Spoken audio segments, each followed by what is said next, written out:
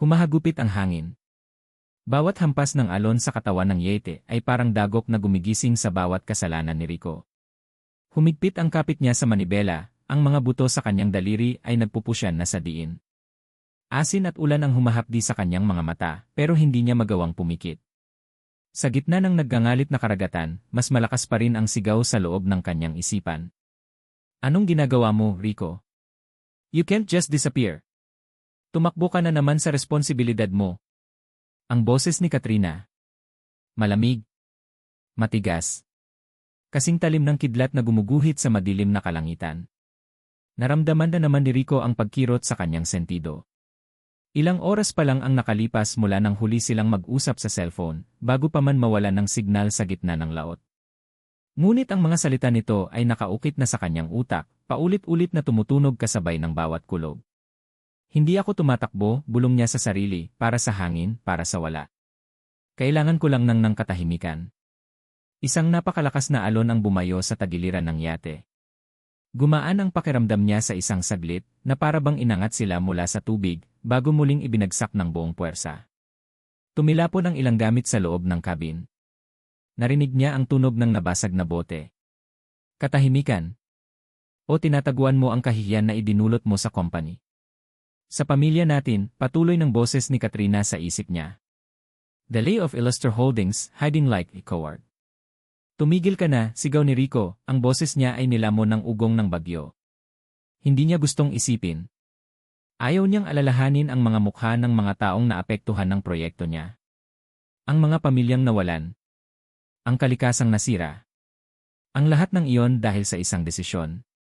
Isang pagkakamali. Isang pagiging duwag. Tumakbo siya para takasan iyon. Para makahanap ng isang lugar kung saan ang pangalan niya ay walang bigat, kung saan ang apelyidong ilustre ay isa lamang salita. Isang nakakabinging tunog ng pagkayupi ng metal at pagkapilas ng kahoy ang biglang pumunit sa hangin. Napasigaw si Rico nang biglang bumigay ang isang bahagi ng yete. Pumasok ang rumaragasang tubig dagat, malamig at marahas, hinila ang kanyang mga paa. Sinubukan niyang kumapit, sinubukan niyang lumaban, ngunit huli na ang lahat. Ang yate, ang simbolo ng kanyang yaman, ng kanyang pagtakas, ay nilalamon na ng dagat. Ang huli niyang nakita ay ang madilim na kalangitan na umiikot, bago siya tuluyang lamunin ng kadiliman.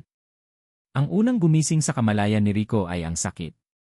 Isang matinding kirot sa kanyang tagiliran, at isang kumakalam na sakit sa kanyang ulo. Dahan-dahan niyang iminulat ang kanyang mga mata. Sumalubong sa kanya ang nakakasilaw na liwanag ng araw. Nasa buhanginan siya. Magaspang ang pakiramdam nito sa kanyang pisngi. Amoy alat at nabubulok na damong dagat ang hangin. Sinubukan niyang bumangon, ngunit isang matalas na sakit mula sa kanyang tagiliran ang pumigil sa kanya. Napadaing siya. Nasaan ako? Iglinap niya ang kanyang paningin. Isang mahabang linya ng puting buhangin, mga puno ng niyog na sumasayaw sa hangin, at isang gubat na tila walang katapusan sa kanyang likuran. Sa kanyang harapan, ang payapang dagat na kulay turkesa, na parang walang alam sa karahasang ipinamalas nito kagabi. Walang katao-tao. Walang kahit anong palatandaan ng sibilisasyon. Nagsimulang manikip ang dibdib ni Rico. Pamilyar ang pakiramdam na ito. Ito ang parehong pakiramdam na nagtulak sa kanya na lisanin ang Maynila. Ang pakiramdam na para siyang nalulunod. Tulong, mahinang usal niya, ngunit ang boses niya ay basag at paos. May tao ba dyan? Tanging ang mahinang hampas ng alon sa dalampasigan ang kanyang narinig. Pinilit niyang muling bumangon, iniinda ang bawat galaw. Nagawa niyang umupo. Doon niya napansin ang malaking sugat sa kanyang tagiliran. Punit ang kanyang mamahaling polo shirt at nababahiran na ng tuyong dugo. Napapikit siya ng mariin. Ito na ba ang parusa niya? Ang mamatay ng mag-isa sa isang islang walang pangalan. At noon, sa dulo ng kanyang paningin, may nakita siyang gumalaw. Isang anino. Isang tao. Bumilis ang tibok ng puso ni Rico, ngunit sa pagkakataong ito, dahil sa pag-asa. Sino yan? Tulong! Nagsimulang maglakad ang anino palapit sa kanya. Habang lumilinaw ang itsura nito, unti-unting napalitan ng pagtataka ang pag-asa sa mukha ni Rico. Isang babae. Mahaba ang buhok niyang medyo magulo, kulay kape dahil sa sikat ng araw. Ang balat niya ay kayumanggi, halatang sanay sa init. Nakasuot lamang ito ng simpleng puting shirt at isang luma, putol na pantalon. Nakayapak. Ngunit hindi iyon ang nakakuha ng atensyon ni Rico. Ito ay ang bagay na hawak ng babae. Isang mahabang piraso ng kawayan na may matulis na dulo. Isang sibat. At nakatutok iyon sa kanya. Huminto ang babae ilang talampakan mula sa kanya. Ang mga mata nito ay matalim, puno ng pag-iingat at hinala. Walang bahid ng awa o pagtulong.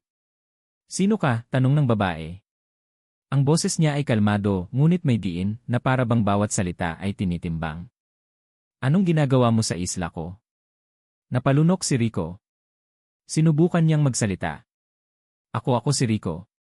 Yung yacht ko nagkaaberya." Tiningnan siya ng babae mula ulo hanggang paa na parang sinusuri ang bawat detalye. Ang kanyang mamahaling relo na basag na, ang kanyang damit na may tatak, ang kanyang sapatos na balat na halatang hindi bagay sa lugar na iyon. "Wala akong pakialam sa yacht mo," malamig na sagot nito. Ang tanong ko, anong ginagawa mo dito? Nawala na ang lahat ng lakas ni Rico. Ang sakit, ang pagod, ang gutom at ngayon ang takot. Hindi ito isang tagapagligtas.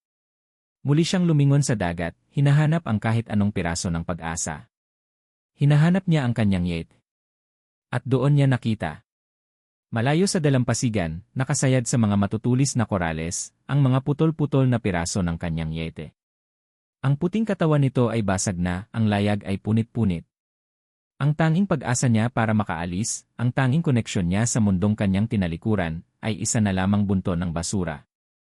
Wala na. Ito na ang katapusan. Naramdaman ni Rico ang pag-init ng kanyang mga mata. Isang pakiramdam ng lubos na kawalan ng pag-asa ang bumalot sa kanya. Napatingin siyang muli sa babaeng may hawak na sibat, at pagkatapos ay sa mga piraso ng kanyang nawasak na buhay na lulutang-lutang sa tubig. Ganap na siyang bilanggo. Pabigat. Iyon ang tanging salitang paulit-ulit na tumatakbo sa isipan ni Maya habang tinititigan niya ang lalaking walang malay sa kanyang harapan. Isang pabigat na inanod ng dagat papunta sa payapa niyang mundo. Pinagmasdan niya ito. Malinis ang kutis kahit may mga galos at sugat. Ang mga kamay, kahit marumi na ngayon, ay halatang hindi sanay sa mabibigat na gawain. At ang amoy, kahit nababad na sa tubig alat, nandoon pa rin ang bakas ng mamahaling pabango. Isang taong lungsod. Isang mayaman. Isang problema. Ang unang instinct ni Maya ay iwanan siya. Pabayaan siyang mag-isa sa dalampasigan. Hindi niya ito responsibilidad. Ilang taon na siyang namumuhay mag-isa sa Isla Perdido. Ang kapayapaan ang kanyang tanging yaman, at ang lalaking ito ay isang banta sa kapayapaang iyon. Ngunit habang tinititigan niya ang sugat sa tagiliran nito, na kahit tuyo na ang dugo ay halata pa ring malalim, isang tinig sa kaloob-looban niya ang pumigil sa kanya. Ang tinig ng kanyang ama. "Lahat ng buhay ay mahalaga, Maya." Napabuntong hininga siya. Hindi dahil sa awa, kundi dahil sa inis. Kung hahayaan niyang mamatay ito dito, mangangamoy ang bangkay. Dadagsain ng mga ibon at hayop. Isa pa ring gulo. Mas mabuti nang manatili itong buhay. Kung nandito siya, kung saan niya ito nakikita, kontrolado niya siya. Sa huli, gamit ang lahat ng kanyang lakas, kinaladkad niya ang lalaki palayo sa dalampasigan at dinala sa isang lumang kubo na dati niyang ginagamit na imbakan. Walang laman yon kundi ilang gamit sa pangingisda at isang lumang banig. Padabog niya itong ibinagsak sa banig. Bahala na siya dyan. Kinabukasan, nagising si Maya sa tunog ng pag-ubo. Paglabas niya ng kanyang maliit na bahay, nakita niya ang dayuhan, ang supladong lalaki na nagpakilalang Rico, na nakaupo sa labas ng kubo, nanginginig sa ginaw. Sinusubukan nitong gumawa ng apoy gamit ang 2 piraso ng kahoy, gaya ng marahil ay napanood nito sa mga pelikula. Mahina ang pagkiskis nito. Mali ang anggulo. Nang sa wakas ay may kaunting umusok, sinubukan niyang hipan, ngunit napalakas ang buga niya at namatay lang ang maliit na baga. Napapikit si Maya sa inis. 10 minuto na niya itong pinapanood. 10 minutong nasasayang sa buhay niya. Walang imik siyang lumapit. Hindi niya ito tiningnan. Inagaw niya ang mga kahoy mula sa kamay nito. Sa ilang mabilis at sanay na pagkiskis, umusok ito. Maingat niyang inilagay ang ilang tuyong dahon, hinipan ng may tamang lakas, at sa isang iglap, isang maliit na apoy ang sumiklab. Narinig niya ang mahinang pagbuntong hininga ng lalaki. Isang tunog ng paghanga at marahil kahihiyan. Hindi siya umimik. Hindi niya kailangan ng pasasalamat mula rito. Tumalikod siya at naglakad pabalik sa kanyang sariling bahay. Magpainit ka, sabi niya nang hindi lumilingon.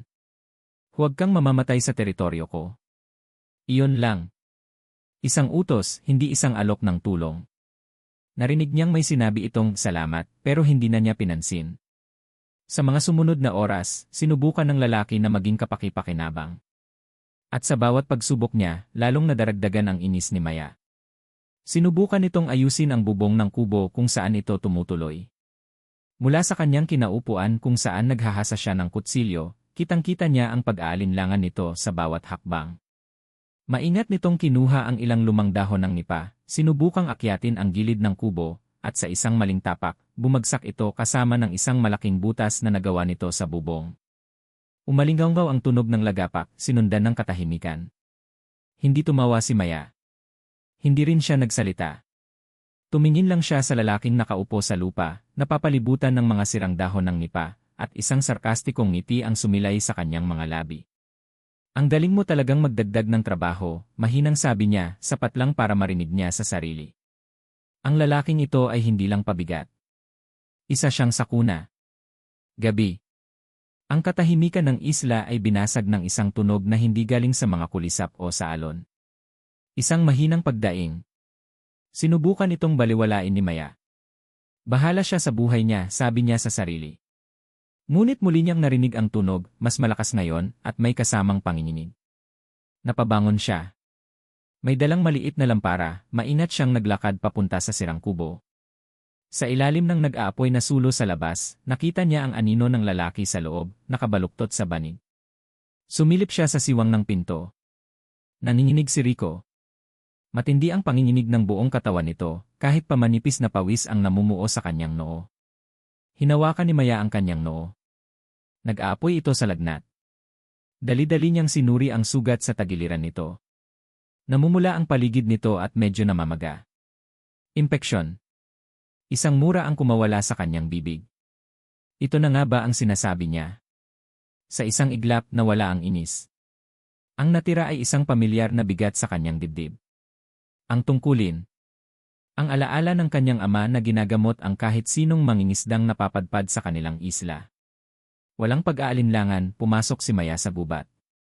Sa dilim, na para bang may sariling mga mata ang kanyang mga paa, kumuha siya ng mga dahon ng bayabas at iba pang halamang gamot na itinuro sa kanya ng kanyang ama. Pagbalik niya, nagpakulo siya ng tubig. Dinikdik niya ang mga dahon para gawing pantapal sa sugat. Habang ginagawa niya ang lahat, hindi na niya iniisip kung sino ang lalaking ito. Ang nasa isip na lang niya ay ang gawain sa kanyang harapan. Ana ni. Napahinto si Maya. Mahina ang salita. Galing sa mga labi ni Rico na tuyong-tuyo. Isang pangalan na binulong sa gitna ng kanyang lagnat. Ana Soriti. Hindi Katrina. Hindi iyon ang pangalang narinig niyang isinigaw nito kagabi sa gitna ng bagyo. Kumulot ang noo ni Maya. Wala akong pakialam sa mga drama mo sa syudad, mabilis niyang sabi sa sarili, at ipinagpatuloy ang ginagawa. Kumuha siya ng isang malinis na basahan, isinawsaw sa maligamam na tubig, at piniga. Kinailangan niyang punasan ito para mapababa ang lagnat. Nag-alinlangan siya sandali. Pagkatapos ay huminga ng malalim. Dahan-dahan niyang pinunasan ang noo nito, ang leeg, ang mga braso. Nang marating niya ang dibdib nito, kailangan niyang buksan ang natitirang buttons ng punit nitong polo shirt para mas maluwag niyang mapunasan. At doon niya nakita. Sa itaas na bahagi ng dibdib nito, sa kaliwa, may isang maliit na tatoo. Luma na ito, medyo kupas, ngunit malinaw pa rin ang hugis. Isang alon. Isang alon na paikot, na parabang may sariling dalaw. Natigilan si Maya. Nanigas ang kanyang kamay sa ere. Ang pagpintig ng kanyang pulso ay tila humalo sa ugong ng mga kulisap sa labas. Hindi lang ito basta alon. May kakaibang kurba, isang likaw na parang kumakain sa sarili nitong dulo. Isang simbolong hindi niya dapat makita sa balat ng isang estranghero. Isang malamig na kaba ang gumapang sa kanyang likuran, mas malamig pa sa hanging gabi. Pilit niyang hinukay sa kanyang alaala, sa mga sulok ng isipan na matagal na niyang isinara. Saan? Saan niya nakita ang sagisag na yon? Hindi sa libro. Hindi sa kung saan-saan lang. Isang iglap, isang imahe. Ang kamay ng kanyang ama, may hawak na lapis, iginuguhit ang parehong simbolo sa isang lumang kwaderno. Ang amoy ng papel at tinta. Ang ilaw mula sa gasera sa kanilang maliit na silid-aralan. Iyon ang simbolo na paulit-ulit na iginuhit ni Papa sa kanyang mga huling tala. Ang simbolo na nakita niya sa isang folder ng mga dokumento na pinag-aralan nito bago nangyari ang aksidente. Bumilis ang kanyang paghinga. Ang lalaking ito. Ang supladong tagalungsod na ito. Paanong napunta sa katawan niya ang isang bagay na konektado sa pinakamadilim na bahagi ng kanyang nakaraan? Biglang gumalaw si Rico. Umungol ito at muling binanggit ang pangalang iyon. Ana ni. Napakurap si Maya at bumalik siya sa kasalukuyan. Ang kanyang mga daliri na kanina'y nanigas ay nanginginig na ngayon. Pinilit niyang tapusin ang kanyang ginagawa. Ang kanyang mga kilos ay naging mekanikal, wala na sa puso. Mabilis niyang tinapos ang pagpuna sa dibdib nito, iniiwasan ang kanyang tingin na muling mapadako sa totoo. Tinakpan niya ng gamot na dahon ang sugat nito at maingat na tinalian ng malinis na tela. Pagkatapos, kinumutan niya ito. Tumayo siya at umatras papalayo, na para bang ang lalaking natutulog ay isang apoy na nakakapasong lapitan. Ang tingin niya sa lalaki ay nagbago na. Hindi na ito basta isang pabigat o isang taong kailangan ng tulong. Ang lalaking ito ay hindi na lang isang aksidente ng tadhana.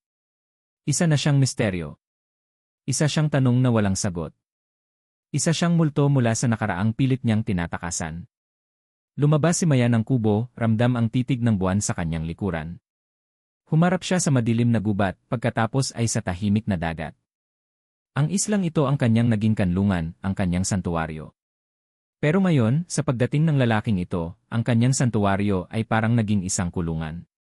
At kasama niya sa loob ang isang anino ng nakaraan na hindi niya alam kung paano tatakasan. Nagising si Rico sa isang mundong tahimik. Wala na ang matinding sakit ng ulo, at ang nag-aapoy na pakiramdam sa kanyang katawan ay napalitan ng matinding panghihina.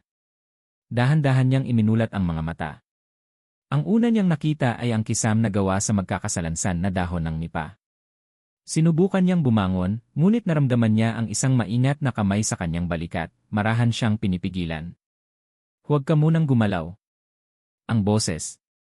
Ang boses ng babaeng mailap na nagngangalang Maya. Lumingon siya. Nakaupo ito sa sahig sa tabi ng kanyang banig, ang mukha ay seryoso at walang emosyon. Sa kamay nito, may hawak itong maliit na mangkok na gawa sa bao ng nyog. Noon lang napansin ni Rico ang paligid. Malinis ang kanyang sugat sa tagiliran. May bago itong takip, mga dinikdik na dahon na nakabalot sa malinis na tela. Ang amoy ng halamang gamot ay malinaw sa hangin. Naalala niya ang mga huling sandali bago siya mawalan ng malay. Ang panginginig. Ang sakit. Ang pakiramdam na para siyang nilalamon mula sa loob. At ang babaeng ito siya ang nag-alaga sa kanya. Ang babaeng tinutukan siya ng sibat. Ang babaeng tiningnan siya na para siyang isang salot. Isang kakaibang pakiramdam ang gumapang sa dibdib ni Rico. Isang bagay na matagal na niyang hindi naramdaman. Hiya. At sa ilalim nito, isang butil ng pasasalamat. Salamat, halos pabulong niyang sabi. Ang boses niya ay paos pa rin, ngunit ang mga salita ay buong puso. Hindi sumagot si Maya. Isang bahagyang tango lang. Inabot nito sa kanya ang mangkok. Inumin mo to, utos nito. Sabaw. Para magkalaman ang sikmura mo. Tiningnan ni Rico ang laman ng mangkok. Isang mainit at medyo malabnaw na sabaw na may ilang piraso ng halamang dagat. Sa Maynila, hindi niya ito iinumin. Tatawagin niya itong pagkain ng kung sino lang. Ngunit dito, sa islang ito, habang nakatingin sa mga mata ng babaeng nagligtas sa kanyang buhay, ang sabaw na iyon ay parang isang handaan. Walang reklamo, kinuha niya ang mangkok at dahan-dahang ininom ang laman. Medyo maalat, may lasa ng lupa at dagat, ngunit mainit. Ang init ay kumalat mula sa kanyang sikmura hanggang sa kanyang buong katawan. Isang pakiramdam ng ginhawa. Inubos niya ang lahat. Nang ibalik niya ang mangkok, hindi pa rin nagbago ang ekspresyon ni Maya. Pero sa isang saglit, sa isang iglap, nakita ni Rico ang pagbabago sa mga mata nito. Isang bahagyang paglambot bago ito muling naging matigas at mailap. Gabi na. Magkaharap silang nakaupo sa labas ng kubo, sa harap ng isang maliit na sig. Ang mga alitaptap ay sumasayaw sa dilim, at ang tunog lang na maririnig ay ang lagitik ng apoy at ang mahinang hampas ng alon sa malayo. Ilang araw na ang lumipas. Unti-unti nang bumabalik ang lakas ni Rico. Sa mga araw na yon, nanatiling mailap si Maya. Nag-iwan ito ng pagkain para sa kanya, isang isdang inihaw, ilang prutas na pinita sa gubat, ngunit laging may distansya sa pagitan nila. Hindi na siya nito kinakausap maliban kung kinakailangan. Ngunit ngayong gabi may kakaiba. Hindi ito umalis agad matapos siyang bigyan ng hapunan. Nanatili itong nakaupo sa kabilang panig ng apoy, nakatingin sa mga naglalarong apoy. Si Rico ang bumasag sa katahimikan. "Bakit ka mag-isa dito?" mahinang tanong niya. Matagal bago sumagot si Maya. Akala ni Rico ay hindi na siya magsasalita. "Binabantayan ko ang isla," sagot nito, ang tingin ay nasa apoy pa rin. "Binabantayan? Mula kanino?" Muli katahimikan. Nang magsalita itong muli, ang boses nito ay may bigat. Parang may dala itong isang malungkot na alaala. "Sa mga taong tulad mo." Natigilan si Rico. May kirot sa mga salitang iyon. Mga taong galing sa syudad, pagpapatuloy ni Maya. Mga taong ang tingin sa lahat ng bagay ay maaaring bilhin, angkinin, o sirain. Hindi nakasagot si Rico. Para siyang sinampal ng katotohanan. "Pamana sa akin to," dagdag ni Maya, at sa unang pagkakataon, lumingon ito at tiningnan siya ng diretsyo. "Pamana ng papa ko. Hindi ko hahayaang makuha ito ng kahit sino." Sa ilalim ng liwanag ng apoy, nakita ni Rico ang lungkot sa mga mata nito. Isang kalungkutan na mas malalim pa sa pagiging mag-isa. Ito ay kalungkutan ng isang taong may ipinaglalaban. Isang taong may pinoprotektahan. Sa sandaling iyon, nakita ni Rico ang sarili niya sa salamin. Ang mga salita nito ay tumama sa kanya. Mga taong sumisira. Mga taong kumukuha. Siya yon. Iyon ang dahilan kung bakit siya tumakas. "Sinira ko ang lahat," bigla na lang lumabas sa bibig ni Rico. Hindi niya napigilan. "Bago ako mapunta dito may mga bagay akong ginawa. Mga desisyon. Sinira ko ang lahat." Hindi niya binanggit ang kumpanya. Hindi niya binanggit ang proyekto. Pero binanggit niya ang katotohanan ng kanyang nararamdaman. Ang bigat ng kasalanan na pilit niyang tinatakasan. Napatingin siya kay Maya, umaasang makikita ang paghuhusga sa mga mata nito. Pero wala. Nakikinig lang ito. "Kaya ako umalis," pag-amin niya, ang boses niya ay halos pabulong na.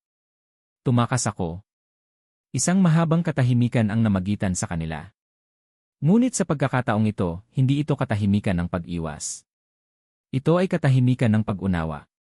Sa ilalim ng kalangitan na puno ng bituin, sa isang islang walang pangalan, dalawang taong tumatakas mula sa kanilang nakaraan ang sa wakas ay nagkita. Naramdaman ni Rico na ang pader sa pagitan nila ay unti-unting bumabagsak. Ngunit kasing bilis ng pagbagsak nito, bigla itong itinayo muli ni Maya. Bigla itong tumayo. Ang paglambot sa kanyang mukha ay biglang naglaho, na para bang isang maskara na muling isinuot.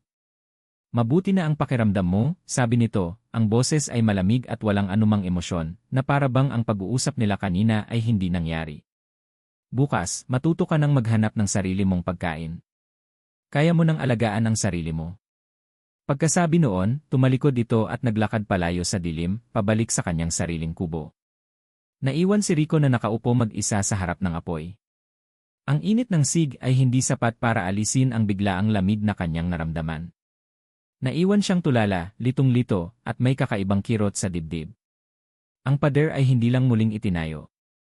Mas mataas at mas matibay pa ito kaysa dati. Ang kalangitan ay nagbago ng kulay. Mula sa maliwanag na asul, naging kulay abo ito na may bahid ng maruming dilaw. Ang hangin, na kanina'y banayad lang, ay nagsimulang sumipol ng may pahiwatig ng panganib. Mula sa kanyang kinatatayuan sa dalampasigan, kung saan pilit niyang tinututunang manghuli ng isda gamit ang isang sibat na gawa sa sanga, naramdaman ni Rico ang pagbabago. "Pumasok ka na sa loob." Narinig niya ang sigaw ni Maya mula sa di kalayuan. Nakatayo ito sa labas ng kanyang kubo, nakatingala sa langit, ang mukha ay seryoso. May paparating na bagyo, at sa pagkakataong ito, wala siyang yating mapagtataguan. Totoo sa sinabi nito, naging mas mailap si Maya sa mga sumunod na araw. Pinapanood siya nito mula sa malayo, habang naghihirap siyang matuto, ang kabiguan niyang gumawa ng apoy, ang kamalasan niya sa pangingisda, ang katangahan niya sa pag-akyat ng puno ng niyog. Hindi na ito tumutulong. Ngunit sa tuwing gabi, palagi siyang may nadadat ng isang isda o ilang pirasong prutas sa labas ng kanyang kubo. Isang tulong na hindi ipinapakita, isang awa na hindi inaamin. Sumunod si Rico. Ang hangin ay lalong lumakas, dala ang ambon na unti-unting naging isang malakas na buhos ng ulan. Sa kuweba tayo, sigaw ni Maya habang tumatakbo. Hindi kakayanin ng mga kubo ang ganitong lakas ng hangin. Walang tanong-tanong, sumunod si Rico. Tumakbo sila sa gitna ng papalakas na ulan, patawid sa makapal na halamanan, patungo sa isang bahagi ng isla na mabato. Doon, sa paanan ng isang maliit na bundok, may isang siwang, ang bunganga ng isang kuweba. Tamang-tama lang ang pagpasok nila nang bumuhos ang ulan na parabang ibinubuhos ang buong dagat mula sa langit. Ang ugong ng hangin sa labas ay nakakabingi. Sa loob ng kuweba, ang tanging liwanag nila ay ang daladalang lampara ni Maya. Madilim, malamig, at masikip. Umupo sila sa magkabilang panig ng kuweba, pinapanood ang rumaragasang ulan sa labas. Muli katahimikan. Ngunit sa pagkakataong ito, hindi ito katahimikan ng pag-iwas. Ito ay katahimikan na dulot ng isang ibinabahaging panganib.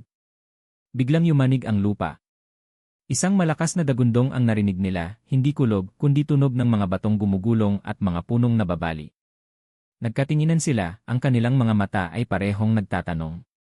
Bago pa man sila makapagsalita, isang malaking tipak ng bato at putik ang bumagsak mula sa itaas, tuluyang isinasara ang bunganga ng kuweba na kanilang pinasukan.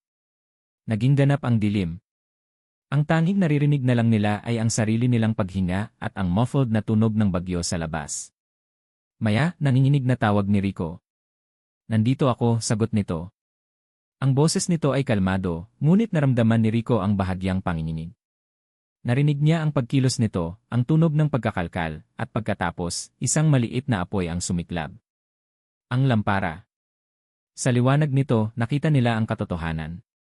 Sarado na ang kanilang daanan palabas. May iba pa bang daan? Tanong ni Rico. Umiling si Maya. Hindi ko alam. Ngayon lang ako napunta sa loob nito. Nagsimulang manikip ang dibdib ni Rico.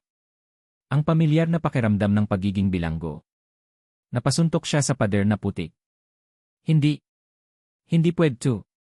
Tumigil ka, matigas na sabi ni Maya. Walang maitutulong yan. Mag-isip tayo. Hinawakan nito ang lampara at nagsimulang maglakad papasok sa kaloob-looban ng kuweba. Sumunod si Rico, walang pagpipilian. Ang daan ay makitid. Ang mga pader ay basa at madulas. May mga paniki na nagliliparan sa itaas.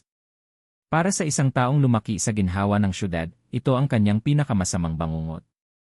Ngunit nang makita niya ang determinasyon sa mukha ni Maya, ang paraan ng paghawak nito sa lampara, ang katatagan nito sa gitna ng panganib, isang kakaibang lakas ng loob ang pumasok sa kanya. Doon, sabi ni Maya, itinuturo ang isang maliit na siwang sa itaas. May kaunting liwanag na tumatagos dito. Siguro may daan palabas doon. Ngunit napakataas. At ang mga bato ay madulas. Akyatin mo ko, sabi ni Rico. Sumampa ka sa mga balikat ko. Nag-alinlangan si Maya. Mabigat ako. Kaya ko, pilit ni Rico. Kaysa naman mamatay tayo dito. Sa huli, pumayag si Maya. Sumandal si Rico sa pader. Maingat na umapak si Maya sa kanyang mga hita, pagkatapos ay sa kanyang mga balikat. Naramdaman ni Rico ang bigat nito, ang panginginig ng mga binti nito. Ginamit niya ang lahat ng kanyang lakas para manatiling matatag. Malapit na, sabi ni Maya, ang boses niya ay malapit sa tainga ni Rico. Biglang may gumuho na namang maliliit na bato. Isang malaking tipak ang gumulong pababa, diretsyo sa kanilang kinatatayuan. Maya, bilis, sigaw ni Rico. Mabilis na itinulak ni Maya ang sarili pataas, nagawang makakapit sa gilid ng butas. Samantala, itinulak ni Rico ang sarili niya at si Maya palayo sa gumugulong na bato. Tumama ang kanyang likod sa pader. Isang matinding sakit ang kanyang naramdaman. Nagawa ni Maya na makaakyat. Pagkatapos, inabot nito ang kanyang kamay. Rico! Kapit! Hinila siya ni Maya pataas. Ang lakas nito ay nakakagulat. Sa isang huling hila, pareho silang bumagsak sa isang maliit na plataporma ng bato, sa kabilang panig ng siwang. Ligtas. Pareho silang humihingal. Pawis, putik, at takot. Ang katawan ni Rico ay masakit. Ang katawan ni Maya ay nanginginig. Nakahiga sila sa sahig na bato magkatabi. Napakaliit ng espasyo. Ang kanilang mga balikat ay halos magkadikit. Dahan-dahan, lumingon sila sa isa't isa. Sa liwanag na nagmumula sa siwang sa itaas, nakita ni Rico ang mukha ni Maya. May putik sa pisngi nito. Ang buhok nito ay magulo. Ngunit ang mga mata nito sa mga matang iyon, wala ang karaniwang tigas. Ang nandoon ay pagod, takot, at isang bagay na hindi pa niya nakikita dati. Kahinaan. At sa mga mata ni Rico, ang nakita ni Maya ay hindi ang supladong tagalungsod. Nakita niya ang isang lalaking handang isugal ang sarili para sa kanya. Isang lalaking sumandal siya at hindi bumitaw. Ang adrenaline. Ang ginhawa. Ang takot na nawala. Ang lahat ng emosyon ay nagsama-sama sa masikip na espasyong iyon. Ang distansya sa pagitan nila ay biglang nawala. Ang mga pader na kanilang itinayo ay gumuho kasama ng mga bato. Hindi nila alam kung sino ang unang gumalaw. Marahil si Rico. Marahil si Maya. O marahil sabay sila. Ang kanilang mga mukha ay dahan-dahang naglapit. Ang kanilang mga paghinga ay naghalo. At sa gitna ng katahimikan matapos ang panganib, sa isang kuwebang naging saksi, ang kanilang mga labi ay nagtagpo. Isang halik. Hindi marahas, ngunit hindi rin banayad. Ito ay isang halik ng pangangailangan, ng pagkilala, ng isang bagay na matagal nang itinatago at ngayon lang pinakawalan. Natapos ito kasing bilis ng pagsisimula nito. Pareho silang napapikit at pagkatapos ay dahan-dahang dumilat. Nagkatitigan sila. Walang salitang namutawi. Ang tanging naririnig ay ang tibok ng kanilang mga puso. Biglang natauhan si Maya. Tumayo siya, umiwas ng tingin, at nagmamadaling nagpagpag ng putik sa kanyang damit na parabang iyon ang pinakamahalagang bagay sa mundo. Tumalikod siya at walang imik na nagsimulang maglakad palayo, hinahanap ang daan palabas. Naiwan si Rico, nakaupo pa rin sa sahig na bato. Itinaas niya ang kanyang mga daliri at marahang idinampi sa kanyang mga labi. Mainit pa rin. Nanginginig pa rin. At sa kaibuturan ng kanyang pagkatao, alam niya wala nang balikan. Ang mga sumunod na araw ay puno ng katahimikang nagsasalita. Matapos nilang makalabas sa kuweba, isang mahabang katahimikan ang namagitan kina Rico at Maya. Hindi nila pinag-usapan ang nangyari. Hindi nila binanggit ang halik. Ngunit naroon yon, isang hindi nakikitang kuryente sa hangin sa pagitan nila, binabago ang lahat. Nawala ang pagiging mailap ni Maya. Nawala ang pagiging mayabang ni Rico. Ang natira ay isang maingat na pag-aalangan, na parabang dalawang taong natututong maglakad muli matapos ang isang matinding pagkakadapa. Ngunit unti-unti, ang pag-aalangan ay napalitan ng isang bagong ritmo. Isang ritmo ng pagsasama. Hindi na sila kumakain ng magkahiwalay. Tuwing umaga, sabay na silang naglalakad sa dalampasigan. Itinuro ni Maya kay Rico kung paano basahin ang pagtaas at pagbaba ng tubig, kung saan nagtatago ang mga alimango, kung aling mga shell ang may laman. At sa unang pagkakataon, nakinig si Rico. Hindi lang dahil kailangan niya, kundi dahil gusto niya. Gusto niyang pakinggan ang boses nito, ang paraan ng pagliwanag ng mga mata nito kapag nagkukwento ito tungkol sa dagat. Naging mas magaling na rin si Rico. Natuto na siyang gumawa ng apoy sa unang subok. Nakahuli na siya ng sarili niyang isda, isang maliit na lapu-lapu na buong pagmamalaki niyang ipinakita kay Maya. Hindi siya pinagtawanan nito. Sa halip, isang maliit na ngiti ang sumilay sa mga labi nito, isang ngiti na mas maliwanag pa sa sikat ng araw. Magkasama nilang inayos ang nasirang kubo ni Rico. Ginamit nila ang mga natirang materyales mula sa nawasak niyang yacht na naanod sa pampang. Si Rico, ang CEO na sanay lang mag-utos, ay natutong magmartilyo, magtali, at magbuhat. At si Maya, na sanay mag-isa, ay natutong tumanggap ng tulong. Isang hapon, habang nagpapahinga sila sa ilalim ng puno ng nyog, parehong pagod ngunit masaya, tiningnan ni Rico ang kanilang munting tirahan. Simple lang. Magulo. Ngunit matatag. Para sa kanya, mas matibay pa ito kaysa sa alinmang mansyon sa Forbes Park. Dahil ito, binuo nila ng magkasama. Mas matibay na yan ngayon, sabi ni Rico, nakangiti. Naman, sagot ni Maya, hindi nakatingin sa kanya. Hindi na basta-basta masisira ng isang sakunang tagalungsod. May pang-aasar sa tono nito, ngunit wala ng talim. Natawa lang si Rico. At sa pagtawa niya, narinig din niya ang mahinang pagtawa ni Maya. Ang tunog niyon ay musika sa kanyang pandinig. Isang gabi, dinala siya ni Maya sa isang lugar na hindi pa niya napupuntahan. Isang maliit na lok na nakatago sa likod ng malalaking bato. Ang buhangin dito ay mas pino at ang tubig ay kalmado na parang salamin. Nakahiga sila sa buhanginan, nakatingin sa kalangitan na puno ng libu-libong bituin, mas maliwanag kaysa sa anumang nakita niya sa Maynila. Dito sa isla, parang mas malapit ang langit, mahinang sabi ni Rico. Dahil walang mga ilaw ng syudad na humaharang, sagot ni Maya. Sa katahimikan, naramdaman ni Rico ang kamay ni Maya na dahan-dahang gumapang palapit sa kanya, hanggang sa ang mga daliri nito ay bahagyang dumampi sa kanyang kamay. Hindi niya ito hinawakan. Hinayaan lang niya itong manatili doon, isang maliit na koneksyon na nagsasabi ng lahat. Alam mo, pag-amin ni Rico, ang boses niya ay halos pabulong. Sa buong buhay ko, ngayon lang ako naging masaya. Dito. Sa lugar na to, kasama ka. Lumingon siya rito. Nakatingin din ito sa kanya. Sa liwanag ng buwan, ang mga mata nito ay parang dalawang malalim na lawa. Ako rin, halos hindi marinig na sagot nito. At doon, sa ilalim ng mga bituin, muli silang naghalikan. Sa pagkakataong ito, wala nang panganib. Wala nang adrenaline. Tanging isang dahan-dahan, malambot, at kusang pag-angkin. Ito ay isang pangako. Isang simula. Ang kanilang munting paraiso. Kinabukasan, masigla si Rico. Habang naghahanap si Maya ng mga halamang gamot sa gubat, naisipan niyang linisin at ayusin ang lumang kubo ng ama nito, ang kubong pinagbabawalan siyang pasukin. Naisip niyang sorpresahin ito. Sa loob, maalikabok at amoy luma. Puno ito ng mga libro tungkol sa marine biology, mga mapa ng karagatan, at mga lumang kagamitan. Habang nag-aayos siya ng mga gamit sa isang sulok, isang bagay ang nahagip ng kanyang kamay. Isang maliit na bowl na bakal. Kinakalawang na ito, ngunit nakakandado pa rin. Sa tabi nito, may isang maliit na susi. Dahil sa kuryosidad, binuksan niya ito. Ang laman ay hindi ginto o alahas. Ang laman nito ay mga papel. Mga lumang dokumento, naninilaw at medyo nabasa na ng tubig. May mga research papers, mga sulat, at mga litrato ng mga korales. Sa ilalim ng lahat, may isang folder. Kinuha niya ito at binuksan. Coastal Development Project Proposal. Bumilis ang tibok ng puso ni Rico.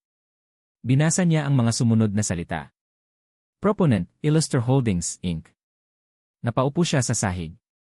Biglang nanlamig ang kanyang buong katawan. Illuster. Ang pangalan ng kanyang pamilya. Ang pangalan ng kanyang kumpanya. Nanginginig ang mga kamay niya habang binubuklat ang mga pahina. Nandoon ang lahat. Ang plano. Ang mga peking environmental impact assessment. Ang mga pangalan ng mga taong sangkot. At sa isang pahina, nakita niya ang isang pamilyar na logo na nakaprint sa itaas. Isang paikot na alon. Ang logo ng proyektong siya mismo ang humawak. Ang logo na ipinatato niya sa kanyang dibdib noong kabataan niya bilang simbolo ng kanyang unang malaking proyekto sa kumpanya. Ang islang ito. Ang Isla Perdido. Ito pala ang lugar na yon. Ang proyektong naging sanhi ng kanyang pagtakas. Ang proyektong sumira sa buhay ng napakaraming tao. Biglang bumukas ang pinto. Rico, anong ginagawa mo dyan? Nakatayo si Maya sa pintuan, may dalang isang basket ng mga prutas. Bigla itong natigilan nang makita ang bukas na bowl at ang mga papel na hawak ni Rico. Ang mukha niya ay biglang namutla. Bakit mo pinakialaman yan? Tanong nito, ang boses ay nanginginig. Hindi makasagot si Rico. Ibinaba niya ang folder sa sahig, na para bang isang ahas na bigla niyang nahawakan. Dahan-dahang lumapit si Maya. Kinuha niya ang folder. Nakita niya ang pangalang pamilyar sa kanya. Ang pangalang kinamumuhian niya. Illuster, bulong nito. Tumingin ito sa kanya, ang mga mata ay puno ng pagkalito at nagsisimulang takot. Rico. Illuster. Narinig mo na ba ang pangalang yan? Bago pa man makasagot si Rico, isang tunog ang pumunit sa katahimikan ng isla. Isang tunog na hindi dapat naririto. Isang tunog na galing sa mundo nilang dalawa. Isang papalakas na ugong. Ang tunog ng mga umiikot na elisi. Sabay silang napatingin sa labas. Mula sa asul na kalangitan, isang itim na tuldok ang papalapit ng papalapit. Isang helicopter, lumilipad ng diretsyo patungo sa kanila. Ang ugong.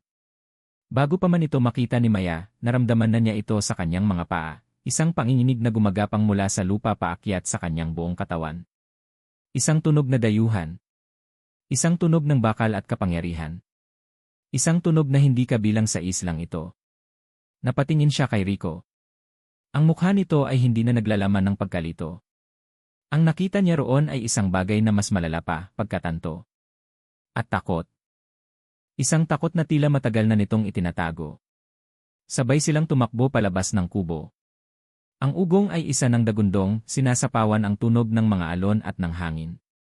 Mula sa kalangitan, isang itim na helicopter ang bumababa, na parang isang dambuhalang ibon na bakal, handang manila. Ang hangin mula sa elisi nito ay marahas.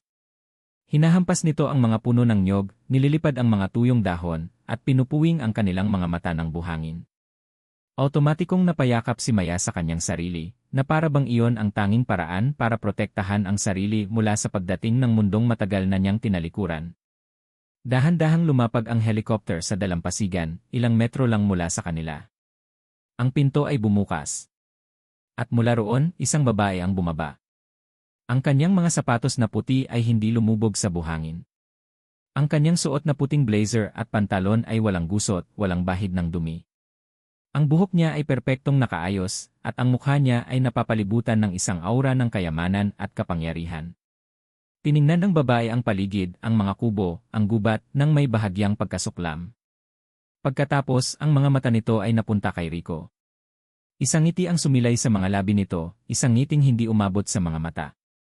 "So this is where you've been hiding, Marco," sabi ng babae. Ang boses nito ay matinis at mayaman, bawat salita ay binibigkas ng may kumpiyansa. "Marco." Kumunot ang noo ni Maya. Naglakad ang babae palapit. Hindi ito tumingin kay Maya. Ang atensyon nito ay nakatuon lang kay Rico, na ngayon ay parang isang estatwang hindi makagalaw.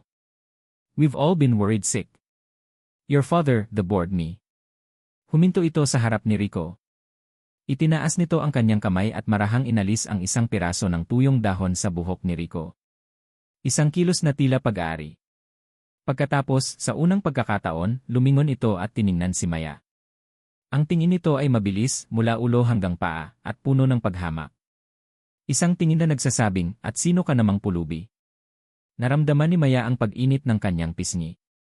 Napatingin siya sa kanyang sarili, ang kanyang mga paa na nakayapak at marumi, ang kanyang luma at punit-punit na damit. Sa isang iglap, naramdaman niyang siya ang dayuhan sa sarili niyang isla. "I'm Katrina," pagpapakilala ng babae, hindi kay Maya kundi kay Rico pa rin. "I'm here to take Nelly Fiant home." Fiant. Ang salitang iyon ay parang isang malakas na sampal.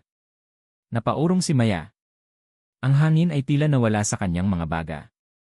Napatingin siya kay Rico, naghahanap ng pagtanggi, ng kahit anong senyales na hindi totoo ang sinasabi ng babaeng ito. Ngunit si Rico ay nakayuko lang.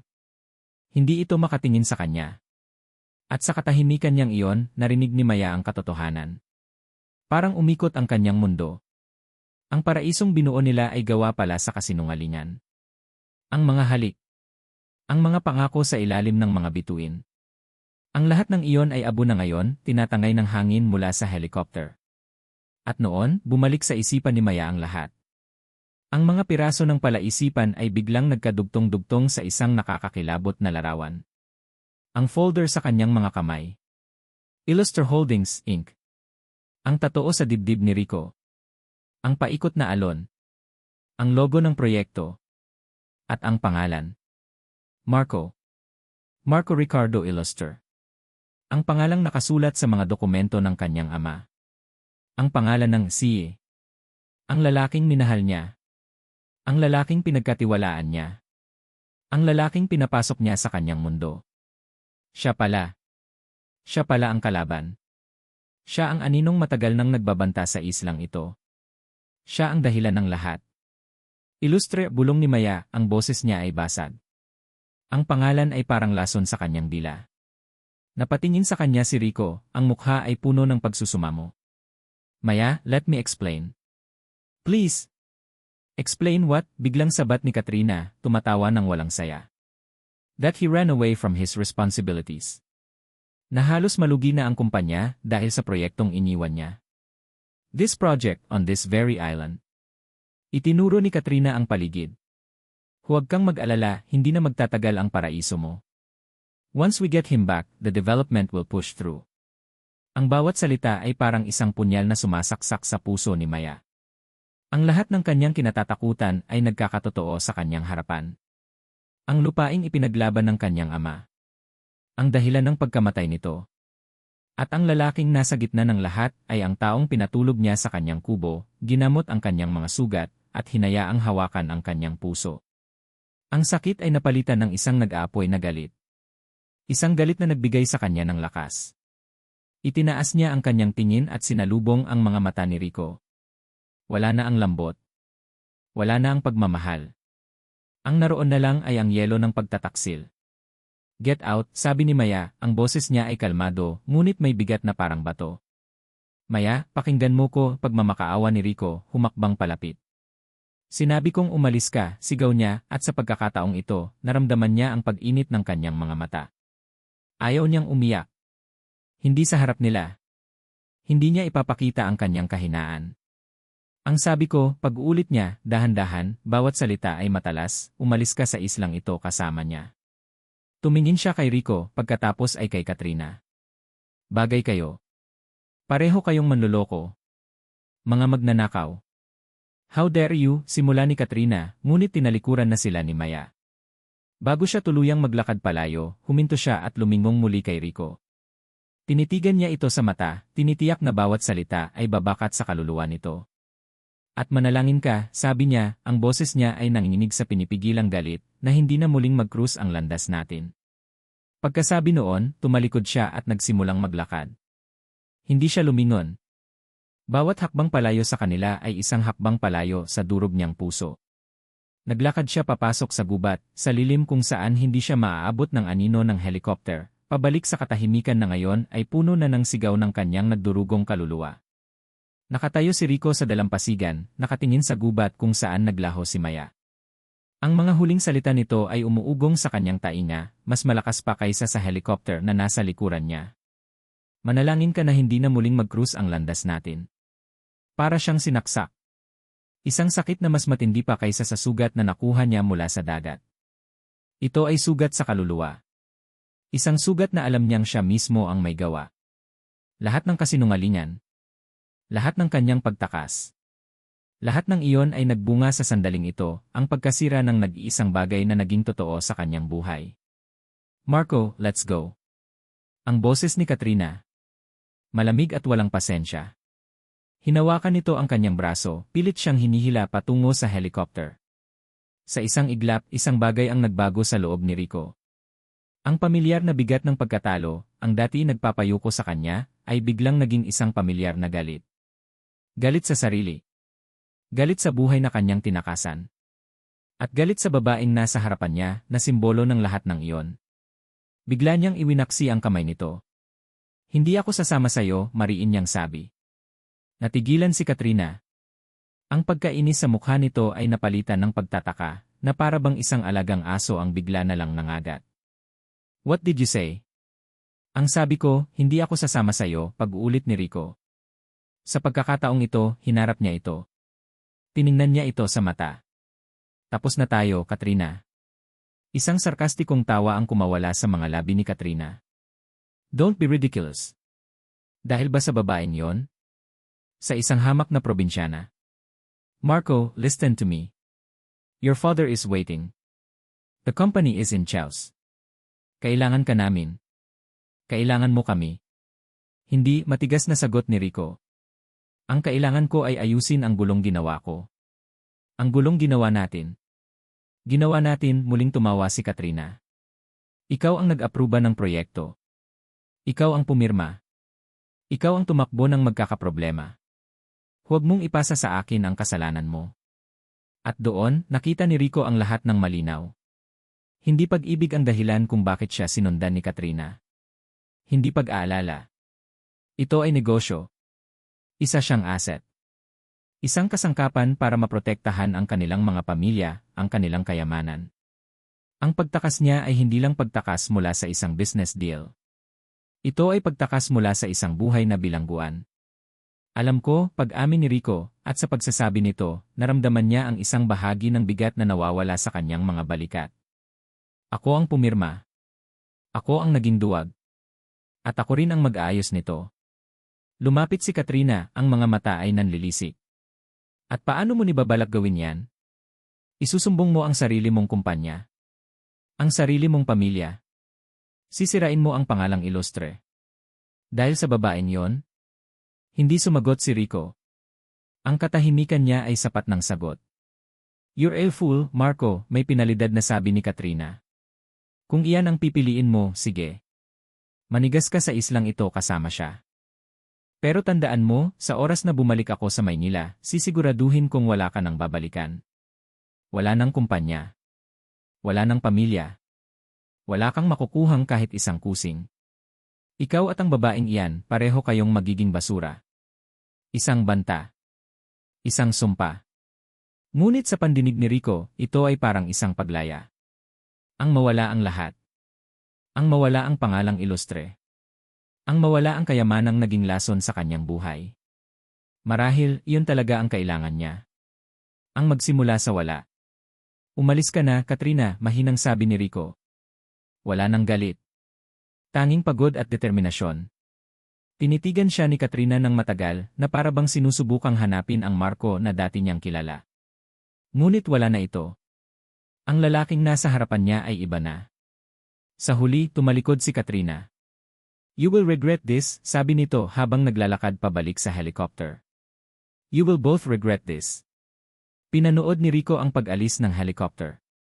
Ang ugong nito ay unti-unting humina, hanggang sa muli na namang naging isang itim na tuldok sa kalangitan, at pagkatapos ay naglaho. Muling bumalik ang katahimikan sa isla. Ngunit ang katahimikan ngayon ay mas mabigat. Naiwan si Rico na mag-isa sa dalampasigan. Ang lalaking nagmamay-ari ng lahat ay pinili na ngayon ang wala. Nanalo siya sa laban niya kay Katrina, ngunit pakiramdam niya, natalo siya sa mas malaking digmaan. Lumingon siya pabalik sa gubat kung saan pumasok si Maya. Alam niyang nandoon ito sa kung saang sulok. Ang babaeng pinili niya. Ang babaeng nasaktan niya ng lubos. Dahan-dahan siyang nagsimulang maglakad patungo sa gubat. Hindi para habulin ito. Hindi para magpaliwanag. Hindi pa ngayon. Naglakad siya patungo sa kubo ni Maya, ang lugar na naging tahanan niya, at umupo sa labas. Naghintay siya. Hindi niya alam kung ano ang hinihintay niya. Pagpapatawad? Siguro. Isang pangalawang pagkakataon? Marahil. O baka naman, hinihintay lang niya ang pagsikat ng araw bukas. Ang simula ng isang bagong araw kung saan kailangan niyang patunayan, hindi sa salita kundi sa gawa, na ang lalaking nagpasyang manatili ay hindi na ang parehong lalaki na tumakas. Ngunit nang lumubog ang araw at bumagsak ang dilim, at wala pa ring anino ni Maya na lumalabas, isang malamig na katotohanan ang gumapang sa kanyang puso. Ang pagpili na manatili ay ang madaling bahagi. Ang mahirap na bahagi, ang laban para sa pagpapatawad at pagtubos, ay ngayon palang magsisimula. At kailangan niya itong harapin ng mag-isa. Hindi na muling nagpakita si Maya. Sa loob ng 3 araw, nanatili si Rico sa isla, mag-isa. Sa umaga, naghahanap siya ng pagkain at iniiwan ang kalahati sa labas ng kubo ni Maya. Sa gabi, umuupo siya sa harap ng apoy, nakikinig sa katahimikan, naghihintay. Ngunit ang kubo ay nanatiling sarado. Ang pagkain ay nananatiling hindi nagagalaw. Ang paraiso ay naging isang purgatoryo. Bawat puno, bawat alon, bawat bituin ay nagpapaalala sa kanya ng kanilang mga alaala at ng sakit ng kanyang pagtataksil. Sa ika-4 na araw, isang bangka ang dumating. Hindi helicopter. Isang luma at maliit na bangkang pangisda. Sakay nito ang isang matandang lalaki na nagpakilalang kaibigan ng ama ni Maya. Isang kaibigang pinadalhan pala nito ng mensahe gamit ang isang lumang radyo, ilang linggo na ang nakalipas, noong panahong panatag pa ang lahat. Pagbaba ng matanda, lumabas si Maya mula sa gubat. Ang mga mata niya ay mapungay, ngunit wala ng galit. Tanging pagod. Tiningnan niya si Rico, isang tingin na tumagos hanggang sa kanyang kaluluwa. Sumama ka na sa kanya, sabi nito. Hindi isang pakiusap. Isang utos. Walang salitang namutawi sa pagitan nila habang naglalakbay sila pabalik sa sibilisasyon. Nakaupo sila sa magkabilang dulo ng bangka, ang distansya sa pagitan nila ay mas malawak pa kaysa sa karagatan. Pagdating nila sa isang maliit na daungan, walang lingon likod na bumaba si Maya. Sumakay ito sa isang tricycle at naglaho. Hindi man lang ito nagsabi ng paalam. Naiwan si Rico, dala ang bigat ng kanyang mga kasalanan at isang pangakong kailangan niyang tuparin. Maya. Lumipas ang mga buwan. Nilisan ni Maya ang probinsya kung saan sila dumaong. Naglakbay siya patimog sa isang maliit na bayan sa tabi ng dagat na walang nakakakilala sa kanya. Dito, sinubukan niyang muling buuin ang kanyang sarili. Nagbukas siya ng isang maliit na kainan. Isang cave na may tanawin ng dagat. Ang pangalan, Pahinga. Ang bawat araw ay isang pagsubok. Sa umaga, nagluluto siya. Sa hapon, nagsiserve siya ng kape. Sa gabi, umuupo siya sa dalampasigan, nakikinig sa mga alon, at pilit na winawaglit sa isipan ang isang islang naging langit at impyerno niya. Minsan, kapag nag-iisa na siya, binubuklat niya ang mga lumang dyaryo. Binabasa niya ang mga balita. Illuster here exposes Land Company LAN environmental scandal. Illuster holding stocks plummet, see Venu board members face charges. Marco Illuster disowned EA family, pleads guilty to their charges. Nakita niya ang mga litrato. Si Rico, nakasuot ng simpleng polo shirt, payat, ang buhok ay magulo, ngunit ang mga mata ay matatag habang humaharap sa mga kamera. Ang dating aroganteng si ay wala na. Ang natira ay isang lalaking tinanggap ang kanyang parusa. Isang bahagi niya ang nakakaramdam ng katarungan para sa kanyang ama. Ngunit may isa pang bahagi, isang maliit na sulok ng kanyang puso, na nakakaramdam ng kirot. Hindi niya alam kung ano ang dapat maramdaman. Ang pagpapatawad ba ay posible para sa isang sugat na ganoon kalalim? Isang hapon, habang nagpupunas siya ng mesa, isang anino ang tumabon sa kanya. Pag-angat niya ng tingin, natigilan siya. Nakatayo sa harap niya si Rico. Mas payat siya ngayon. Ang kanyang balat ay mas maitim, halatang nasinagan ng araw. Ang kanyang damit ay simple. Ngunit ang kanyang mga mata sa mga matang iyon, wala na ang bigat. Wala na ang takot. Ang naroon ay isang malalim na kalmaduhan. At kalungkutan. Walang nagsalita sa kanila. Ang mga customer sa loob ng cave ay tila naglaho. Ang tanging naririnig ni Maya ay ang pagkabog ng sarili niyang dibdib. Rico. 6 na buwan. 6 na buwan ng mga hearing sa korte, ng pagharap sa galit ng kanyang pamilya, ng pagtulog sa isang maliit na apartment sa halip na sa isang mansyon. 6 na buwan ng pagbabayad pinsala. Nang matapos ang lahat, may isang bagay na lang siyang kailangang gawin. Hinahanap niya si Maya. Nagtanong-tanong siya, mula sa isang probinsya hanggang sa isa pa, dala-dala ang isang lumang litrato na nakuha niya mula sa mga gamit nito sa isla. At ngayon, natagpuan na niya ito. Nakatayo siya sa harap nito, sa loob ng isang cave na may pangalang si Pahinga. Napakaganda pa rin ito. Mas matatag. Ang mga mata nito ay naglalaman ng isang karunungang dala ng sakit. Walang salitang lumabas sa kanyang bibig. Dahan-dahan, inilapag niya sa mesa ang isang makapal na brown envelope. Para sa'yo, sabi niya, ang boses ay bahagyang nanginginig. Tiningnan siya ni Maya, pagkatapos ay ang envelope. Nag-aalangan, binuksan niya ito. Sa loob, naroon ang mga dokumento. Isang kopya ng titulo ng lupa ng Isla Perdido, nakapangalan na ngayon sa isang pundasyong itinatag para sa pangangalaga nito, na siya ang namumuno. Naroon din ang mga papeles na nagpapatunay na ang lahat ng sangkot sa pagkamatay ng kanyang ama ay naparusahan na. Ang katarungan. Hindi ko hinihingi ang kapatawaran mo, Maya, mahinang sabi ni Rico. Alam kong wala akong karapatan. Gusto ko lang ibigay sa iyo to, ang katarungan para sa papa mo. At ang kapayapaan para sa isla nyo. Iyon lang ang kanyang pakay. Ibabalik niya ang ninakaw sa kanya, at pagkatapos ay alis na siya. Hahayaan na niya itong maging malaya mula sa anino niya. Tiningnan siya ni Maya. Matagal. Ang mga mata nito ay parang dagat na sinusubukang basahin ni Rico. May lungkot. May sakit. Ngunit wala na ang yelo. Dahan-dahan, isinara ni Maya ang envelope. Tumalikod si Rico, handa nang maglakad palayo. Ito na ang katapusan ng kanilang kwento. Isang masakit ngunit kinakailangang pagtatapos. Rico. Napahinto siya. Ang pagtawag nito sa kanyang pangalan. Ang tunog niyon ay parang isang panalangin. Lumingon siya. Nakatayo pa rin si Maya sa tabi ng mesa. Gusto mo ba ng kape? Tanong nito. Isang simpleng tanong. Ngunit sa pagitan nilang dalawa, ito ay higit pa sa kape. Ito ay isang alok. Hindi ng paglimot, kundi ng pag-unawa. Hindi ng pagbabalikan, kundi ng isang posibleng simula. Isang simula ng paghilom. Tumingin si Rico sa mga mata nito. At sa kauna-unahang pagkakataon sa loob ng mahabang panahon, isang tunay at magaan na ngiti ang sumilay sa kanyang mga labi. Tumango siya. CJ. At dito nagtatapos ang kwento ni Rico at Maya. Mula sa kaibuturan ng aking puso, maraming salamat sa inyong walang sawang pagsubaybay at pakikinig. Ang pagsulat sa kwentong ito ay isang paglalakbay na rin para sa akin. Isang paglalakbay na puno ng sakit, pag-asa, at pag-ibig na sana ay naramdaman din nyo sa bawat kabanata. Para bang naging totoo si Rico at Maya, dala-dala ang kanilang mga pagkakamali at mga pangarap. Ipinakita sa atin ng kanilang kwento na ang tunay na kapayapaan ay hindi matatagpuan sa pagtakas. Ito ay matatagpuan sa matapang na pagharap sa ating mga pagkakamali, at sa pagbubukas ng puso sa posibilidad ng pagpapatawad sa iba, at higit sa lahat, pagpapatawad sa ating mga sarili. Ang kanilang pag-ibigan ay nagpapaalala sa atin na kahit sa pinakamatinding sakit, laging may puwang para sa paghilom. Na ang pag-ibig ay hindi laging tungkol sa isang perpektong simula, kundi sa isang matatag na pagpapatuloy.